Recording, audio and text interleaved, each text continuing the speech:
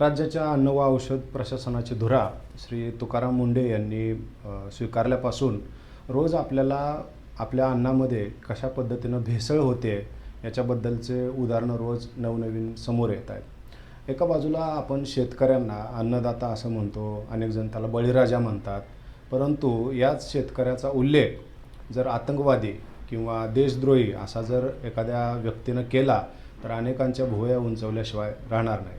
आणि तेही एखाद्या चित्रपटासारख्या अतिशय प्रभावी ज्या चित्रपटांचा जनमानसावर अतिशय मोठा प्रभाव असतो अशा माध्यमातून जर शेतकऱ्यांना एक प्रकारे आतंकवादी असं जर म्हटलं गेलं असेल तर निश्चितच प्रश्न पडतो की हे असं का आहे.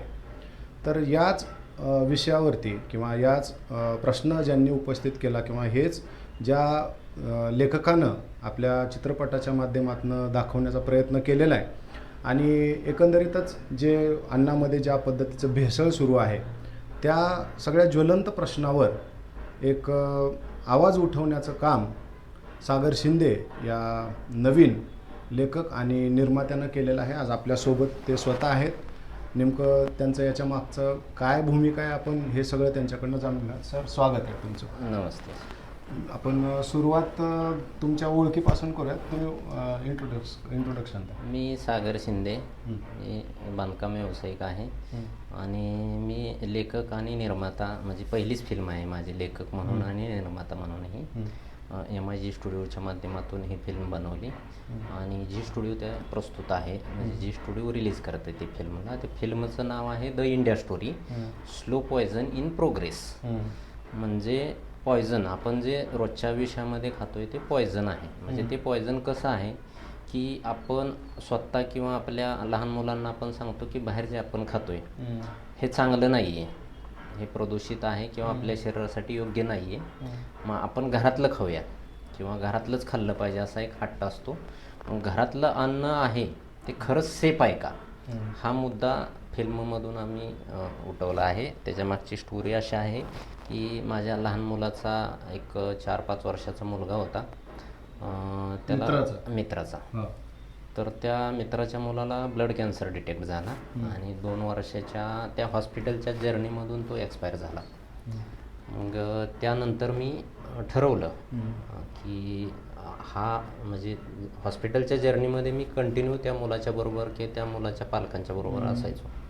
तर त्याच्यामध्ये मी डॉक्टरांशी चर्चा करायचो की नक्की हा कॅन्सर होतो कशामुळं.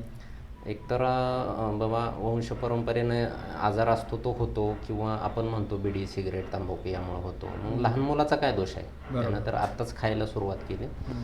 तर डॉक्टरांच्या म्हणण्यातून असं आलं की जे आपण अन्न किंवा दूध घेतोय ना त्याच्यामधून केमिकल्स जास्त प्रमाणात माणसाच्या शरीरात जातात.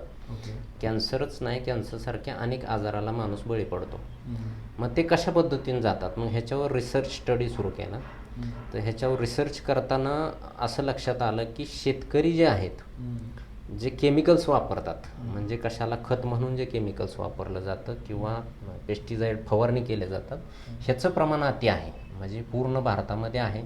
याची सुरुवात हरित क्रांतीपासून झाली, पण त्याचा वापर इतक्या भयानक लेवलला गेला की त्याचं रूपांतर आता भारतातले बरेचसे असे कॅन्सर पट्टा म्हणून ओळखतो आपण. म्हणजे हा कॅन्सर बेल्ट आहे. म्हणजे आता पंजाबमधला आम्ही एक फिल्मच्या माध्यमातून एक दाखवण्याचा प्रयत्न केला की कॅन्सर ट्रेन जाते रोज रात्री 9 नंतर एक कॅन्सरची ट्रेन भरून जाते. म्हणजे हीच परिस्थिती भयानक राहिली तर म्हणजे देशातल्या प्रत्येक शहरामध्ये अशी कॅन्सर ट्रेन जाईल. पूर्वी असा कॅन्सर प्रकार नव्हता, परंतु आज आपण बघतो की कोणाच्या तरी मित्राला, नातेवाईकाला किंवा घरापर्यंत कॅन्सर आला. म्हणजे ह्या लहान मुलाच्या ह्याच्यासाठी तो स्टडी केला आणि ही गोष्ट माझी किंवा माझ्या मित्राच्या मुलाची नसून ती पूर्ण देशाची आहे, म्हणून ती फिल्मच्या माध्यमातून उतरवण्याचा प्रयत्न केला. तुमचा सिनेमाचा ट्रेलर आला आहे आणि या ट्रेलरमध्ये शेतकऱ्यांना एक आतंकवादी म्हटले, शिवाय जे राज्यकर्ते आहेत, धोरणकर्ते आहेत, त्यांना तुम्ही देशद्रोही म्हणाल. याच्यावरून सारा कॉन्ट्रोवर्सी सुरू आहे. तर त्याबद्दल काय वाटतं? नाही, तुमच्या दृष्टीनं खरंच शेतकरी आतंकवादी? नाही, आतंकवादी ह्याचं मिनिंग थोडं वेगळ्या पद्धतीनं वापरलेलं आहे यासाठी की आतंकवादी जो येतो देशामध्ये आणि तो काय करतो, आतंक म्हणजे दहशत निर्माण करतो आणि लोकांना मारण्याचं काम करतो. पण तो आतंकवाद्याला म्हणजे रीड करणारी जी टीम असते, त्याच्या पाठीमागं मॉनिटर करणारी टीम असते ना, ती वेगळी असते. तसं शेतकरी मिनिंग जरी आतंकवादी म्हणून दिला असेल तर त्याला रीड करणारी एक टीम आहे त्याच्या बॅकला, जे आम्ही ते फिल्मच्या माध्यमातून समोर आणतोय. म्हणजे शेतकऱ्याला बऱ्याचशा गोष्टी माहीत नाहीत. शेतकरी हा थोडा अज्ञान आहे आणि त्याला माहीत नसतंय, किंवा काही शेतकऱ्यांना माहिती असते ह्याचे परिणाम आहेत, हे घातक आहेत, तरी ते वापरतात. पण शेतकरी वापरतात का, की एका बाजूला त्यांना म्हणजे पैसे मिळत नाहीत किंवा भाव चांगला मिळत नाही, मग माझं उत्पन्न तर वाढलं पाहिजे ह्या दृष्टीनं ते अतिवापर करतात आणि त्याचा परिणाम कॅन्सर किंवा बाकीच्या आजारामध्ये होतो. मग त्याच्यामध्ये आम्ही शेतकरी चांगला पण कसा आहे हे शेवटी त्याच्यामध्ये कव्हरही केलं आहे. म्हणजे एका बाजूनं तो आतंकवाद्यासारखं काम करतोय, परंतु तीच तर जनजागृती आहे ना, म्हणजे लोकांपर्यंत किंवा शेतकऱ्यांपर्यंत. म्हणजे आता जे करतोय शेतकरी, तो काम आतंकवाद्यासारखंच करतोय. मग त्यानं ते बदलायला हवं, त्यांना निदर्शनास आणून देण्याचं काम तर फिल्मच्या माध्यमातून केलं आहे. पण तुमची जर जर्नी आपण पाहिली तर तुम्ही काय प्रोफेशनल असं फिल्म मेकर नाही आहे किंवा लेखक नाही आहात. तुमचं बॅकग्राऊंड त्या पद्धतीचं नाही आहे. तुमचं बॅकग्राऊंड एकदा सांग. मी 12वी पास मुलगा आहे. मी योगायोगानं ट्रॅक्टर गॅरेजमध्ये काम करायचो. योगायोगानं बांधकाम व्यवसायामध्ये आलो आणि बांधकाम व्यवसायात असताना म्हणजे मित्र हा माझा पार्टनरच होता आणि त्याच्या मुलाच्या बाबतीत ती घटना घडली. मुलाची डेथ झाली? हां, डेथ झाली. ओके. डेथ झाल्यानंतर म्हणजे ती डेड बॉडी नेण्यापासून सगळ्या क्रिया करण्यापर्यंत मी होतो, पहिल्या दिवसापासून लास्ट दिवसापर्यंत. मला असं वाटलं, माझं लग्न झाल्यानंतर ज्यावेळेस मला मुलगी झाली पहिल्यांदा, त्यावेळेस माझा भाव असा झाला की काय नाही, त्या मित्राच्या मुलाच्या बाबतीत झालं आहे, उद्या माझ्याही बाबतीत होऊ शकतं किंवा प्रत्येकाच्या मुलाच्या बाबतीत पण असं घडू शकतं. म्हणजे हे लहान मुलं आहेत, कारण हॉस्पिटलला जात होतो ना त्यावेळेस सगळी लहान लहान मुलं असायची तिथं. त्या मुलांना काही कळत नाही की आमच्या बाबतीत नक्की काय झालंय, एवढा त्रास आम्ही का सहन करतोय. माझा तो स्वच्छ भाव झाला की नाही, आपण देशासाठी, म्हणजे प्रत्येक मुलांच्यासाठी हा सिनेमा आपल्याला देशातल्या प्रत्येक घराघरात पोचवायचा. पण तुमच्याकडे इतरही माध्यमं होती ना, मग तुम्ही सिनेमाच बनवावा असं का? नाही, सिनेमा हे प्रभावी साधन आहे. सिनेमा एक मनोरंजन म्हणून सिनेमाला बघितलं जातं, पण एक मेसेज म्हणून पण सिनेमाला बघावं. म्हणजे थोडक्यात एक क्रांतीची सुरुवात मला वाटलं की सिनेमाच्या माध्यमातूनच करावी. पण आता हे तुमच्या मनात विचार आला, पण मनात विचार आल्यापासून आता ट्रेलर लॉन्च झालाय, आता काही दिवसात पिक्चरही रिलीज होईल. इथपर्यंतचा प्रवास कसा झाला? थोडा कठीण होता. म्हणजे सुरुवात ज्यावेळेस कहाणी लिहिली त्यावेळेस फायनान्शियली काहीच बॅकग्राऊंड नव्हतं, म्हणजे शून्य होतं. तिथून सुरुवात झाली. पण काही इतर पार्टनरही त्या कंपनीत ॲड झाले, त्यांनी थोडा फायनान्शियली सपोर्ट केला. थोडी माझ्याकडे जमीन घर होते, तेही मॉर्गेज केलं, जमीन घाण ठेवली, थोडे बाहेरूनही कर्ज उचलले. जमीन घाण ठेवली? हो, जमीन घाण ठेवली. हो, घर घाण ठेवलं आणि बाहेरूनही पैसे उचलले, व्याजान असतील, मित्रांच्याकडून असतील. म्हणजे सगळं डाऊन लागलं. जेणेकरून ज्यावेळेस आम्ही सेटवर जात होतो, श्रेयस तळपदे किंवा यांचंही बऱ्याच वेळा बोलणं होतं, सर हे आम्ही केलं आहे, खूप चांगलं बनलं आहे, तुम्ही लिहिलं आहे त्याप्रमाणे, पण हे वेळ जरी गेला तर लोकांपर्यंत पोहोचायला हवं. ग्रामीण भागातला हा प्रश्न आहे की लोकांच्याकडे टॅलेंट चांगला आहे, पण ते पुढे येत नाही आहे किंवा तसं त्याला स्टेज मिळत नाही आहे. मग तो एक हट्ट होता की मला मोठा बॅनर पाहिजे. मग झी स्टुडिओनंही साथ दिली की नाही, हा खरंच देशाचा विषय आहे किंवा ही कहाणी देशाच्या कानाकोपऱ्यात पोचली पाहिजे. किती खर्च झाला? साधारण एक 35 कोटीच्या आसपास. 35 कोटी? हो, बजेट. जमीन वगैरे तुम्ही घाण ठेवली म्हणता? हो सर. मग घरचे काय नाहीत का म्हणाले? नाही, घरच्यांना माहितच नाही हे आपण काय केलंय ते. म्हणजे अशिक्षित लोक आहेत घरातले, त्यामुळे त्यांना माहित नाही की एवढं हे करतो. आणि मुळात जमीन घाण ठेवण्याचं आणि काय करण्याचं घरचे मला विचारत नाहीत, का माझी सुरुवातच शून्याच्या खालून झाली. त्यामुळे विचारण्याचा प्रश्न येत नाही की बाबा घरून काहीतरी मी मोठं घेऊन आलो आणि ते घालवलंय. तर घरचे म्हणतात गेलाय असाच, म्हणजे एक ड्रेस पण व्यवस्थित नव्हता, त्यामुळे तू कमवलाय, तू घालवलं तरी काय असा विषय नाही आणि घालवायचा प्रश्न येत नाही. हेतू जर प्रामाणिक असेल तर यश मिळेल नक्कीच. तुम्ही मूळचे माळशिरसचे. घरी कोण कोण असतात? माझे आई वडील असतात, शेती करतात. त्यांचं काय शिक्षण वगैरे? नाही, एज्युकेटेड. त्यांचं काय शिक्षण नाही? तुमचं तसं 12वी पर्यंत झालं. हो सर. आणि तरी तुम्ही एवढं मोठं स्वप्न बघितलं. आता हे जे स्वप्न बघितलंय, आता तुम्ही तर सांगताय की घर घाण ठेवलंय, जमीन घाण ठेवली. आता हे सिनेमाचं इन्कम हे काळवावरचं पाणी असतं असं म्हटलं जातं, रिस्क तर मोठी नाही. इन्कमच्या दृष्टीनं सर हा बघितलेलाच नाही आहे. बरं, म्हणजे किती करोड रुपये कमवणार हा ह्याच्यासाठी नाही केला, पण किती करोड लोक वाचतील ह्यातून किंवा सावध होतील हा उद्देश आहे. मूळ उद्देश आहे तो आहे. बरं. ठीक आहे, पैसे कमवून व्यवसाय असे चढ उतार आयुष्यात 35 करोड आलेत पण आणि गेलेत पण. म्हणजे याच्या पाठीमागेही म्हणजे ती माझी स्टोरी आहे ती वेगळी आहे. पण ह्याच्यामुळं तसं काय मला ते टेन्शन नाही आहे की बाबा ते रिकव्हरी झाली पाहिजे किंवा बिझनेस झालाच पाहिजे. शेवटी लोकांना आवडलं, लोकांच्या समाजाच्या देशाच्या हिताचं असेल तर लोक नक्कीच त्याला रिस्पॉन्स देतील. बरं. आता या सिनेमामध्ये जर आपण बघितलं तर श्रेयस तळपदे आहे, काजल अग्रवाल आहे, एवढी मोठी स्टारकास्ट तुमच्यासारख्या म्हणजे डिरेक्टर पण जे आहेत त्यांचाही मला वाटतं अजून एकही सिनेमा नाही. हो, पहिला डिरेक्टर त्यांचा पण पहिला सिनेमा आहे, तुमचाही पहिला सिनेमा आहे. हे अशा नवख्या लोकांसोबत कसे जोडले गेले आणि विश्वास कसा ठेवला? नाही, सिनेमामध्ये काय होतं की टारकास्ट किंवा हिरो किंवा हिरो असतो.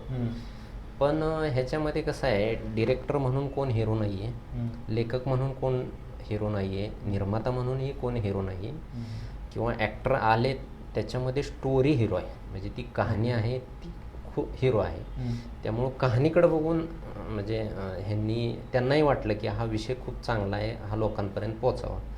त्यामुळे तेही अप्रोच झाले. बरं. मग ह्या स्टोरीमध्ये काय तुम्ही चेंजेस काळानुरूप केले का पहिल्यांदाच तुम्ही ठरवलं होतं की आपल्याला? नाही, पहिल्यांदा एक कंटेंट होता की पेस्टिसाईड आणि रासायनिक खतांचा अतिवापर आणि ह्याच्यातून होणारे परिणाम म्हणजे लहान मुलांवर असतील, लोकांवर असतील, किंवा हे दूध भेसळ वगैरे आता जे चाललं आहे ते ऑलरेडी आम्ही दूध कसं भेसळ करतात, कसं लोकांपर्यंत पोचवलं जातं हे सगळं सिनेमामध्ये घेतलंय. लोकांना तर आत्ता माहीत पडलं, पण ह्याचा स्टडी आम्ही 4 वर्षापूर्वी करून सिनेमामध्ये पण घेतला आहे. हा, तुमचं काय म्हणणं आहे की हे जे रासायनिक खतं वगैरे आहेत किंवा पेस्टिसाईड ते बंद व्हायला पाहिजे? नाही, बंद करू नका असं माझं मत नाही आणि ते पॉसिबल पण नाही, पण त्याचा अतिवापर टाळा. म्हणजे वापर इतका अति झाला आहे, शेतकऱ्यांना 20 ml दिलेलं असतं 200 लिटर पाण्यामध्ये. मी शेतकरी आहे, मी वापरतो, किंवा काय करतात शेतकऱ्यांना मला माहिती आहे, तर ते 40 ml वापरतात. ते कशासाठी वापरतात की मला रिझल्ट लवकर आला पाहिजे, माझं पीक लवकर आलं पाहिजे. त्याला शेतमालाला भावच मिळत नाही. हां, शेतमालाला उत्पादन वाढीसाठी करणारच ना. हो, ह्याच्यामध्ये दुसरा ऑप्शन आहे की ऑर्गॅनिक शेती. म्हणजे जे गव्हर्नमेंट पण सध्या त्याच्यावर खूप चांगलं काम करत आहे. आणि सिक्कीमसारखं एक राज्य आहे आपल्या देशामध्ये की जे पूर्ण म्हणजे केमिकल पूर्ण वापर बंद केला आहे, ऑर्गॅनिक शेतीचा वापर केला आहे. म्हणजे ठरवलं तर पूर्ण देशात पण होऊ शकतं. बरं, तुम्ही सांगितलं की या सिनेमाच्या निर्मितीच्या अगोदर तुम्ही या विषयाचा खूप गांभीर्यानं अभ्यास केला. हो सर. काय अभ्यास केला, त्यातनं काय समोर आलं? नाही, त्याच्यामध्ये खूप सारे आर्टिकल्स आहेत. डॉक्टरांशी चर्चा केली की हे केमिकल्स पहिला तर स्टडी केला की भारतात आले कुठून. म्हणजे ज्यावेळेस हरित क्रांती झाली भारतामध्ये, म्हणजे तिथं काय होतं की अन्नधान्याचा तुटवडा होता, लोक उपासमारीनं मरत होती. ती गरज होती त्यावेळेची. परंतु मला असं वाटलं की ती गरज कसं आहे, मला एखादा आजार झाला तर मी गोळ्या औषध घेतो, काही दिवसानंतर तो आजार माझा बरा झाल्यानंतर मी थांबवतो. पण तसं देशामध्ये झालेलं नाही.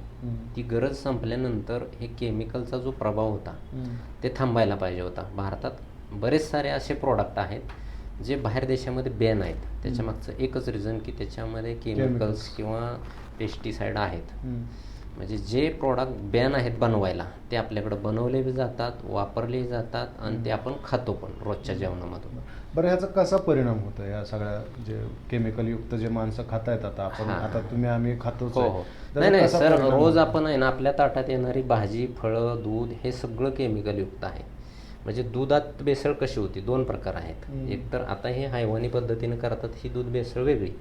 दुसरी जी दूध भेसळ आहे ती आपण जनावरांना जो चारा देतो त्याच्यावर फवारणी केलेली असते किंवा कीटकनाशकाचा अतिवापर होतो. दुसरं आपण जनावरांना दूध म्हणजे पाणी देतो, जे शेतामध्ये घातलेले जे केमिकल्स आहेत किंवा खत आहेत ते विहिरी वाटं, बोरवेल वाटं पाण्यामध्ये उतरतात. तेच पाणी जनावरं पितात. काय इंजेक्शन दिली जातात जनावरांना दूध वाढीसाठी किंवा पशुखाद्य दिली जातात. ह्याच्यामधून दुधामध्ये केमिकल्स येतात, पहिली गोष्ट. दुसरी गोष्ट, आपण जे अन्न खातो ह्या अन्नामध्ये म्हणजे कुठलंच पीक आता विदाऊट केमिकलचं येत नाही आहे. म्हणजे त्याच्यामध्ये काय होतं की खतांमार्फत किंवा ह्याच्यामार्फत म्हणजे ज्या फवारणीच्या माध्यमातून त्याच्यामध्ये असे काही केमिकल्स आहेत जे किती धुतले म्हणजे पाऊस आल्यानंतर औषध फवारणी केलेलं धुवून जाऊ नये म्हणून केमिकल दिली जातात. बरोबर. आपण किती धुतले तरी ते जात नाहीत. ते आपण ज्या भाज्या खातो त्याच्यामध्ये ते केमिकल्स येतात. ते आपल्या शरीरामध्ये विष येतंच आणि ते खाल्ल्यानंतर ते आपल्या शरीरावर परिणाम करतं, आपल्या DNA वरती परिणाम करतं, स्लोली करतं. रोग प्रतिकारशक्ती हळूहळू कमकुवत करतं आणि माणूस आजाराला बळी पडतो. कॅन्सरसारखे आजार किंवा असे हजारो आजार डिटेक्ट होतात माणसाला. म्हणजे आपलं अन्न, वस्त्र आणि निवारा ह्या मूलभूत गरजा आहेत. एक वेळ वस्त्र कसंही असेल तरी चालेल, घर असेल नसेल चालेल, पण अन्न ही रोजची गरज आहे. पण देशातल्या 80% 90% लोकांना माहीत नाही आहे की आपण रोज काय खातोय. मग ते आम्ही मांडलं की घरातलं जे जेवणाचं ताट आहे ते केमिकल्स आहे किंवा ते पॉयझन आहे जे रोज आम्ही खातोय. बरं, तुम्ही जे सुरुवातीला सांगितलं की तुमच्या मित्राच्या मुलाच्या अशा पद्धतीने डेथ झाली, सिनेमामध्ये असंच आहे? नाही, सिनेमाची कहाणी वेगळी आहे. एक छोटी मुलगी आहे, काही सस्पेन्स आहे. हां, सस्पेन्स आहे जे काय ओपन नाही करायचे. पण एक जवानाची मुलगी आहे जी डेड झाली आणि त्यानं लढाई म्हणजे त्याचं असं म्हणणं आहे की ह्या सिस्टमच्या विरोधात शेतकरी सिस्टम आणि ह्या कंपन्या ज्या आहेत अति केमिकल्स बनवतात तर ह्यांच्या विरोधात ह्यांच्यामुळं माझ्या मुलीची मृत्यू झाला आहे आणि जबाबदार ते आहेत. शेतकरी सरकार जबाबदार आहे. ओके. तो पोलीस स्टेशन किंवा सगळ्या वकिलांच्याकडे जातो, त्याची केस कोण घेत नाही, कारण तो मृत्यू कॅन्सर नाही तर अशी केस काय होत नाही. बरोबर. मग त्यांना एक ॲडव्होकेट भेटते, आणि ती लढाई पुढे जातो आणि त्या मुलीचा न्याय मिळवण्यासाठी फाईट केली जाते, पण प्रूव्ह करून देते की हां कॅन्सरला जबाबदार ही लोक आहेत. पण आता हे तुम्ही जे सांगताय ना ते ऑलमोस्ट लोकांना माहिती आहे की बाबा हे अशा अशा पद्धतीनं होत आहे, परंतु लोक तरीही का खात आहेत मग हे सगळं? सर पर्यायच नाही ना. म्हणजे मला काय होतंय, माझ्याकडे येणारं जे आहे ते केमिकल्स आहे, मला पर्यायच नाही ते खाल्ल्याशिवाय. दुसरं मला मिळत नाही ऑर्गॅनिक, आणि ऑर्गॅनिक मला मिळतच नाही आहे. मला ऑर्गॅनिक मिळालं म्हणजे माझी लोकांची मागणी वाढली की आम्हाला विदाऊट केमिकलचं खायला द्या, तर शेतकरी तसा पिकवायला लागेल. म्हणजे बाजारातली मागणी वाढली तर आपोआप प्रोडक्शन ही तसं होईल. मी तुमच्या वडिलांचा एक व्हिडिओ पाहिला. हां सर. तर काजल अग्रवालचं त्यांना नावही माहिती नाही. नाही सर, ते अडाणी आहेत, शिकलेले नाहीत आणि फिल्म इंडस्ट्रीचा त्यांचा गंधही नाही आहे. आता काय म्हणणं आहे त्यांचं? आता फिल्म तर आता रिलीज होणार आहे. नाही, त्यांना अजून ह्याच्यातलं काही जास्त माहीत नाही आहे. फक्त आत्ता थोडंसं माहीत झालं आहे नवीन की हां मुलानं काहीतरी एखादी फिल्म वगैरे बघितली. त्यांना ह्या फिल्म इंडस्ट्रीचा काही गंध नाही किंवा तसं माहीत नाही. पण आता काय म्हणतात म्हणजे मूवीबद्दल वगैरे? नाही, ते फिल्म पाहिल्यानंतर ज्यावेळेस बाहेरचे लोक त्याला सांगतील हां खरंच चांगलं काम केलं तुमच्या मुलानं, त्यावेळेस त्यांना समजेल. आता तर काही माहीत नाही. बरं, शेवटचा एक प्रश्न आहे, लोकांनी हा सिनेमा का बघायला पाहिजे? सर, लोकांनी सिनेमा यासाठी बघायला पाहिजे, ज्याच्या घरामध्ये लहान मुलं आहेत त्यांनी तर मुलांना घेऊन सिनेमा बघायला पाहिजे. लहान मुलापासून वयोवृद्ध माणसांपर्यंत आपल्या आयुष्यामध्ये आपल्यापर्यंत पोचलेलं अन्न आपल्यासाठी सेफ नाही आहे, ह्याच्यामागं किती स्कॅम आहे किंवा ते कसं उत्पन्न केलं जातं आणि कसं आम्हाला खायला घातलं जातं हे सगळं उघडपणे दाखवलं आहे. आणि त्याच्यातून आपण मेसेज दिला आहे की आपण काय करायला पाहिजे, म्हणजे काय खायला पाहिजे, काय नको खायला पाहिजे, किंवा गव्हर्नमेंटनं त्याच्यावर काय उपाययोजना आखल्या पाहिजेत. तुम्ही शेतकऱ्यांना आतंकवादी तर म्हणालेच आहेत, पण राज्यकर्त्यांना देशद्रोही म्हणाले. नाही, तो सिनेमा आहे. सिनेमातला पहिला मुद्दा, सिनेमा हा कुठल्या व्यक्तीशी कुठल्या सरकारशी कुणाशी म्हणजे तो असेल तर योगायोग समजावा, तसं कुणाशी हे नाही आहे. पण ती कहाणी मांडताना ते सत्यता, हे बघा सत्य हे कडू असतं, कडू लागतं, पण ते जगासमोर आलं पाहिजे. पण ते परिणामही करतं. ते समोर येण्यासाठी काय थोडंसं म्हणजे घातक शब्द असतील किंवा कुणाला लागणारे असतील तर ते ॲक्सेप्ट करा, परंतु सत्य समोर येऊ द्या. पण तुम्ही स्वतः शेतकऱ्याचा मुलगा आहात, तुमचं म्हणजे तुम्हाला स्वतःला वाटतं असंच खरंच की शेतकरी आतंकवादी आहेत किंवा काय? शेतकऱ्यांबद्दल तुमचे विचार? माझे आईवडील पण शेतकरी आहेत, मी पण स्वतः शेतकरी आहेच. म्हणजे शेतकऱ्यांच्या बाबतीत पण शेतकऱ्यांना दोन गोष्टी आहेत. त्यावर शेतकऱ्यांची दुसरी बाजू पण आम्ही कव्हर केली. काय कव्हर केली की शेतकरी उत्पन्न वाढीसाठी करतो, पण बघा आपण बऱ्याच वेळा जातो, मेडिकलला जातो, हॉटेलमध्ये जातो, आपण बिल पूर्ण देतो, वर टीप पण देतो, परंतु तिथं बार्गेनिंग नाही करत. पण शेतकऱ्यांच्याकडं भाजी घ्यायला गेलो की तिथं बार्गेनिंग करतो. माझं मत आहे की शेतकरी दोषी आहे, ठीक आहे, पण तुम्ही शेतकऱ्यांना सांभाळा ना. जसं शेतकरी दोषी आहेत तसे सगळेच जण दोषी आहेत. बरोबर. म्हणजे हे जे चाललंय ते एकमेकावर डिपेंड आहे ना सगळं. तुम्ही तिथं बार्गेनिंग करू नका, तुम्ही त्यांना चांगले पैसे द्या, त्यांना चांगला भाव द्या, ते चांगलं आपल्याला खायला देतील. बरोबर.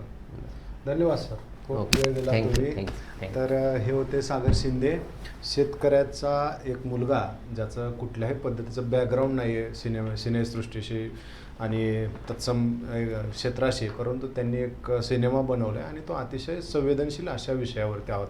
आपल्या रोजच्या जीवनमरणाशी संबंधित, आपल्या रोजच्या जेवणामध्ये जे काही अन्न येतं त्या अन्न कशा पद्धतीनं भेसळयुक्त आहे हे आपल्याला सगळं माहिती आहे, तरीसुद्धा आपल्यापुढं कोणत्याही पद्धतीचा पर्याय नाही आहे. आणि हे सगळं कशा पद्धतीनं रोखलं जाऊ शकतं याच्यावरती, यामुळं लोकांना कशा पद्धतीनं अडचणींचा सामना करावा लागतो आहे, कित्येक लोकांच्या अशा पद्धतीने डेथ होत आहेत आणि हे सगळं त्यांनी या सिनेमाच्या माध्यमातून मांडलं आहे. तर त्यांनी खरं सांगितलं की त्यांनी या सिनेमासाठी जमीनसुद्धा गहाण ठेवलेली आहे आणि जवळपास 35 कोटी रुपयांचं या सिनेमाचं बजेट होतं. आता ते रिकवर कसं होईल, काय होईल त्याची त्यांना अजिबात चिंता नाही. त्यांचं म्हणणं हे आहे की आम्ही जो मेसेज द्यायला ट्राय करतो आहे तो मेसेज लोकांपर्यंत जावा, लोकांमध्ये जनजागृती व्हावी आणि सेंद्रिय पद्धतीचं जे काही शेतीचा माल आहे, फळभाज्या आहेत, त्याचं उत्पादन करण्यासाठी सरकारनं जास्तीत जास्त प्रयत्न करावा अशी त्यांची मागणी आहे. तेच त्यांनी सिनेमातनं दाखवण्याचा प्रयत्न केला आहे. थांबूयात आपण. धन्यवाद. थँक्यू.